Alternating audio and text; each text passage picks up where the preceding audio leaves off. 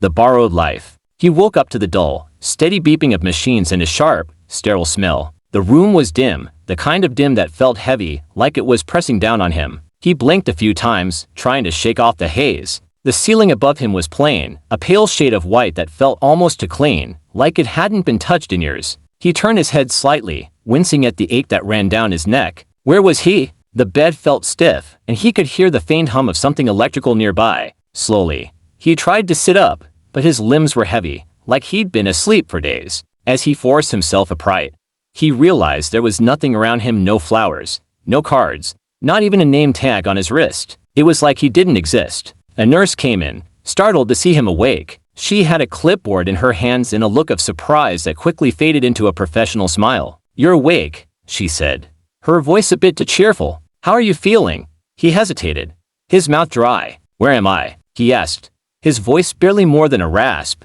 "You're in St. Mary's Hospital," she replied. "You were brought in 2 weeks ago. Do you remember anything? 2 weeks?" He felt his chest tighten. He didn't remember anything, not his name, not where he was from, not even why he was here. Panic began to creep in, but he forced himself to stay calm. I don't know who I am," he admitted, his eyes searching hers for some kind of reassurance. The nurse's smile faltered. "That's okay," she said, trying to sound soothing. "Memory loss can happen after trauma. We'll run some tests and see if we can figure things out." Over the next few days, he went through a series of tests. Doctors came in, asking him the same questions over and over again. "Do you remember your name? Do you know where you were before you came here?" Each time, he had to tell them no. Every time he tried to reach back into his mind, he was met with a blank, like staring into a dark, empty room. One evening, as he was trying to sleep, a man entered his room. He wore a dark suit and had a briefcase in one hand. He wasn't a doctor or a nurse. He looked out of place,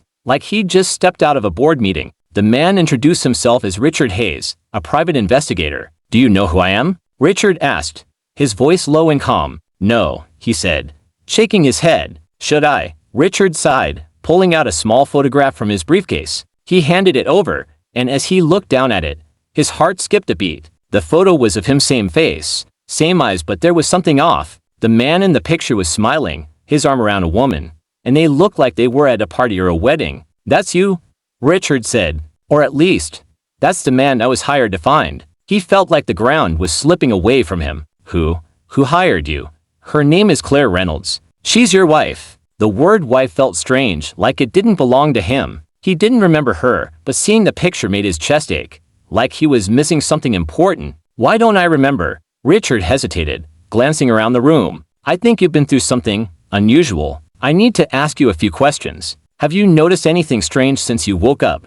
He thought about it. The days felt blurry, almost like they were slipping away from him. He couldn't explain it, but every now and then, he'd get this feeling like someone was watching him, even when he was alone. "I don't know," he said finally. "I feel different." Richard nodded, as if he'd been expecting that. "I need to show you something," he said, opening his briefcase again. He pulled out a small device, about the size of a smartphone, and handed it over. "This is a memory scanner. It can show us fragments of what's in your mind, even if you can't access them." He hesitated. "Are you saying you can read my mind?" "Not exactly," Richard said. "It's more like picking up echoes, things that are still there, even if you can't see them." He didn't understand, but at this point, he was willing to try anything. Richard activated the device, and for a moment, nothing happened. Then, images began to flicker across the screen, random, blurry scenes that made no sense. A street he didn't recognize, a car driving at night, a dark room, then, a face, his face, but not quite.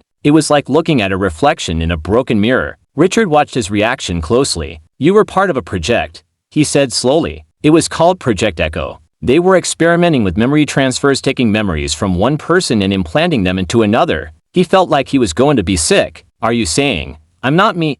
"I don't know," Richard admitted, "but I think someone wanted you to forget. They wanted to wipe out your memories and replace them with someone else's. The question is why?" As the pieces began to come together, he realized the truth was darker than he could have imagined. He wasn't just a man with memory loss, he was a stolen life, a ghost trapped in someone else's body. And if he wanted to find out who he really was, he would have to confront the people who did this to him, even if it meant risking everything. But as Richard turned off the device, he saw something in the man's eyes, something that hadn't been there before, a flicker of recognition, a spark of defiance. For the first time since he woke up, he felt like he had a purpose. He was going to find out who he was, no matter what it took, and whoever had stolen his life, they were going to pay. Subscribe my YouTube channel, Storyteller.